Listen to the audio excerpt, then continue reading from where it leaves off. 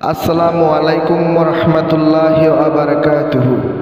আউযু বিল্লাহি মিনাশ শাইতানির রাজীম। বিসমিল্লাহির রহমানির রহিম। আজকের আলোচনা কুফর বা কুফরি নিয়ে।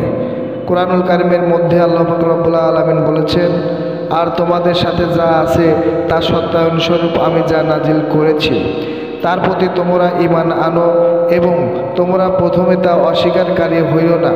আর তোমরা আমার আয়াতসমূহ সামান্য মূল্যে বিক্রি করো না এবং কেবল আমাকেই ভয় করো। সূরা আল বাকারা আয়াত নং 41। আল্লাহ বলেন, হে মুমিনগণ, তোমরা আল্লাহ তার রাসূলের আনুগত্য করো এবং তার থেকে মুখ ফিরিয়ে নিও না, অথচ তোমরা শুনেছ। সূরা আনফাল আয়াত নং 20। আল্লাহ পাক রব্বুল আলামিন আরো বলেন, আর তুমি তাদের অন্তর্ভুক্ত হইও না যারা আল্লাহর আয়াতসমূহ কাফেরদের সাহায্যকারী হওয়া নিষেধ, আর জমিনে তাদেরকে ক্ষমতায় অধিষ্ঠিত করতে এবং ফিরআউন, হামাস ও তাদের সৈন্যদেরকে দেখিয়ে দিতে যা তারা তাদের কাছ থেকে আশঙ্কা করেছিল। আল কাসাস আয়াত নং 6।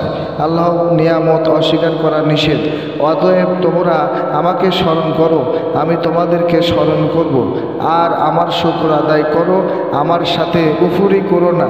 সূরা আল বাকারা আয়াত নং 152।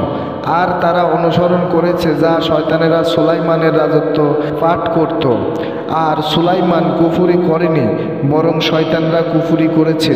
তারা মানুষকে জাদু শেখাত এবং তারা অনুসরণ করেছে যা নাজিল করা হয়েছিল বাবেলের দুই ফেরেশতা হারুত ও মারুতের ওপর। আর তারা কওমকে শেখাইতো না যে পর্যন্ত না বলতো যে আমরা তো পরীক্ষা, সুতরাং তোমরা কুফরি করো না।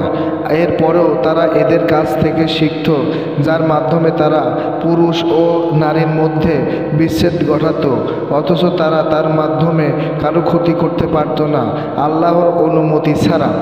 আর তারা শিখত যা তাদের ক্ষতি করত, তাদের উপকার করত না, এবং তারা অবশ্যই জানত যে যে ব্যক্তি তা ক্রয় করবে আখিরাতে তার কোনো অংশ থাকবে না, আর তা নিশ্চিত রূপে কতই না মন্দ, যার বিনিময়ে তারা নিজেদেরকে বিক্রয় করেছে, যদি তারা জানত।